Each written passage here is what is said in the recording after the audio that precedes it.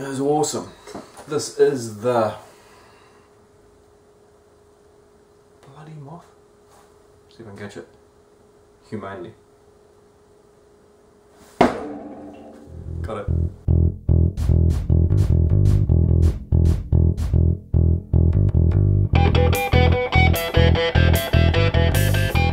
Happy Homebrew Wednesday.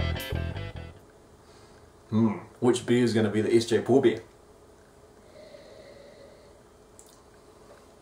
This one is the Black Garlic Porter. It doesn't look that black. It looks a bit muddy actually.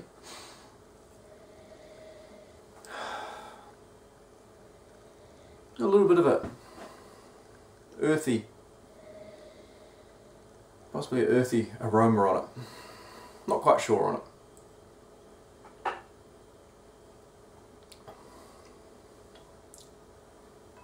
It tastes damn good though.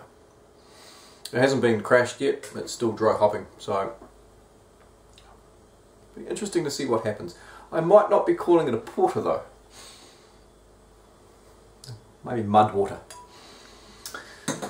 This one, however,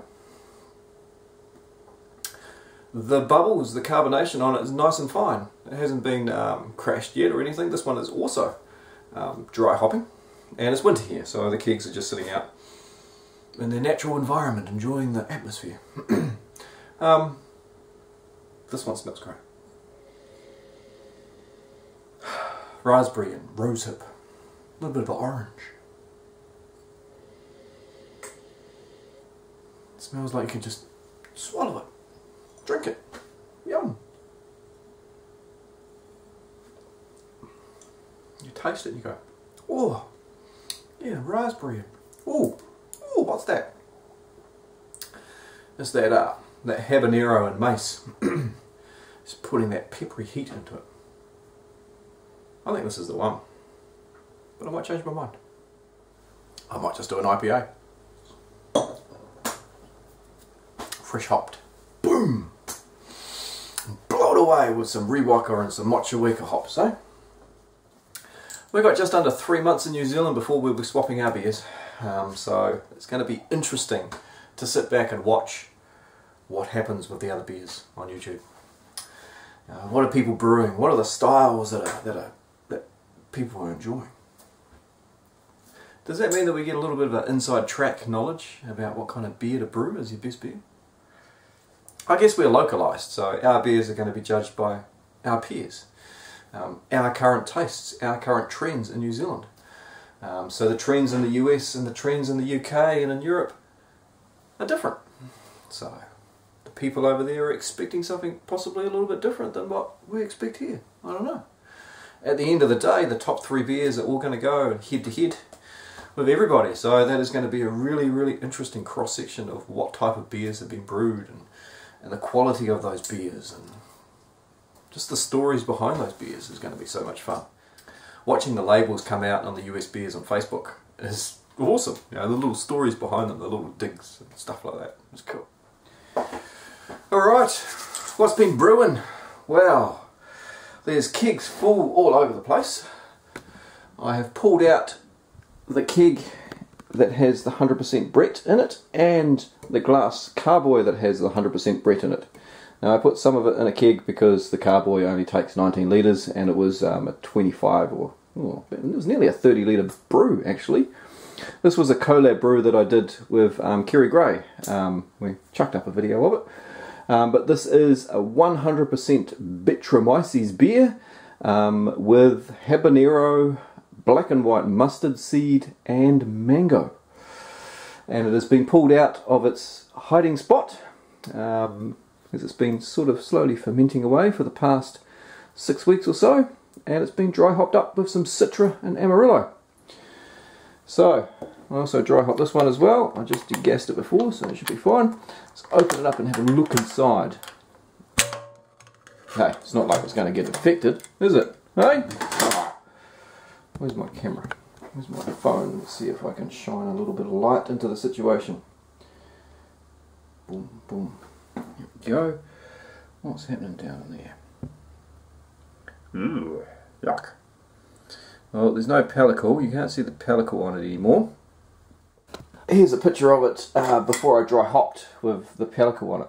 Now, interesting that the corny keg had pellicle, but the carboy didn't, because the carboy has an airlock on it, a built-in airlock in its cap. And with the corny, I just left its relief valve open so some air could get in. So the pellicle creates a barrier between the air and the beer. So that's why this one had a pellicle and this one didn't, as you can see in the photos. Also did another brew. Oh, speaking of sour beers, I ordered my American Sour Beers book from the American Homebrew Association. Ordered that today. Today? No, it must have been today. Or yesterday. 4th of July. Something like that. 4th of July? It's not July, it's June. 4th of June. I'm racing ahead. Far too far. So looking forward to getting my sour beer book to do some reading on sour beers, because I'm intending on getting a big barrel and doing some lambics. Speaking of big barrels, here's a little barrel, but this will be going into a big barrel. This is my Belgium Strong Dark. Bubbling away nicely. Brewed that in the weekend. This is another part of a collab brew, actually. But it's a collab brew with a little bit of a difference. This is a collab with 11, 12, 10 other brewers.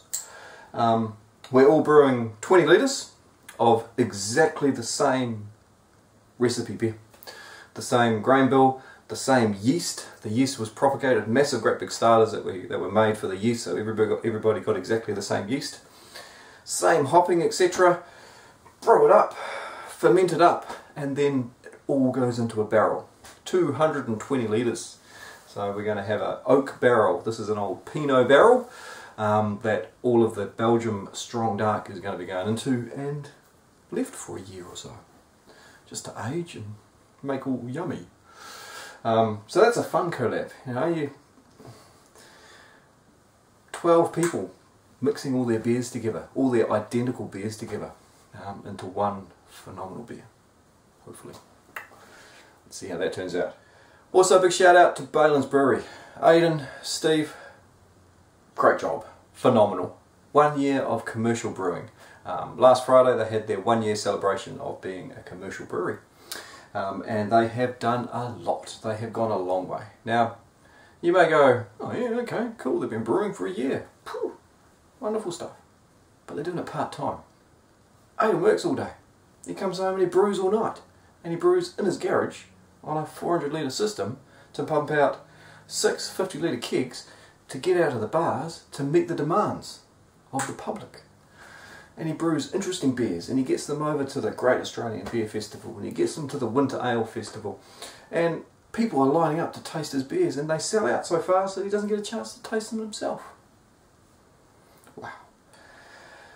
Anyway, they had their birthday celebration at Golding's Free Dive, and they did a tap takeover, which was great to see their beers lined up. There is also a tap takeover happening up in Auckland. I'll put the date down the bottom of the video because I can't remember exactly where and when it is. If you see the date and it's in the past, you've missed it. If you see the date and it's in the future, and if you're in Auckland, go to it and try every single one of the beers. You will be blown away. The beers are phenomenal. I am really looking forward to where the future for Balin's Brewery is going. And once it becomes portable, i.e. not in kegs, I'll be passing out some of those beers for you to try, because they are really good beers. Outstanding. So well done guys, you've done a phenomenal job. Cheers. Have yourself a night.